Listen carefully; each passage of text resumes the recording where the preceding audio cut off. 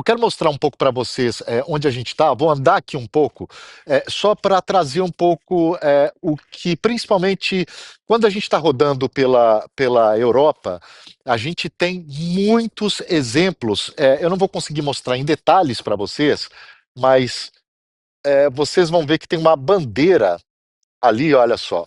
Tem uma bandeira da Ucrânia, aqui no outro lado, na verdade. Estou confuso aqui, mas a bandeira ali na Ucrânia que diz o seguinte: a Ucrânia está lutando a guerra da Europa, está lutando por nós.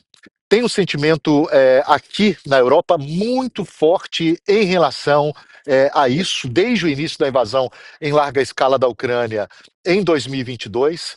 Esse sentimento ele ficou mais forte agora, ainda mesmo com o cansaço da guerra e com todo o sacrifício que também os europeus tiveram que fazer por conta dessa guerra, mas há uma insatisfação muito grande no momento por conta das condições que o Donald Trump quer impor para que a Ucrânia assine esse acordo de paz. Uma delas, recentemente, nesses últimos dias, colocada publicamente pelo presidente Volodymyr Zelensky, que é a área de Donbás, que é aquela área do leste da Ucrânia, que começou a ser tomada pela Rússia em 2014, a Rússia avançou muito em 2022 naquela região, não tomou tudo.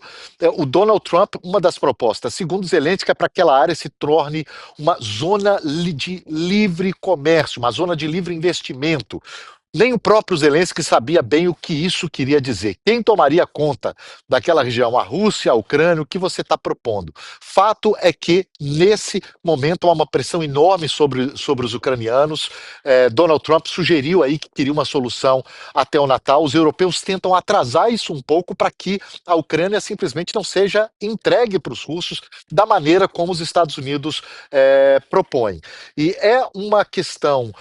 Vocês viram há pouco o Donald Trump falando sobre a multa ao X, de uma maneira já muito crítica à Europa. Ele falou também numa entrevista ao Político, ao site Político, essa semana, em que ele falou muito sobre a Europa. E tem uma frase dele que destaca bem o que é essa insatisfação. A gente destacou essa frase aqui para vocês porque ela é muito simbólica para mostrar o tamanho da insatisfação do Donald Trump, o tamanho das críticas, o peso das críticas dele em relação à Europa. Vamos trazer essa frase para vocês. Olha aí, a maioria das nações europeias estão em decadência, né? Está em decadência, ele fala.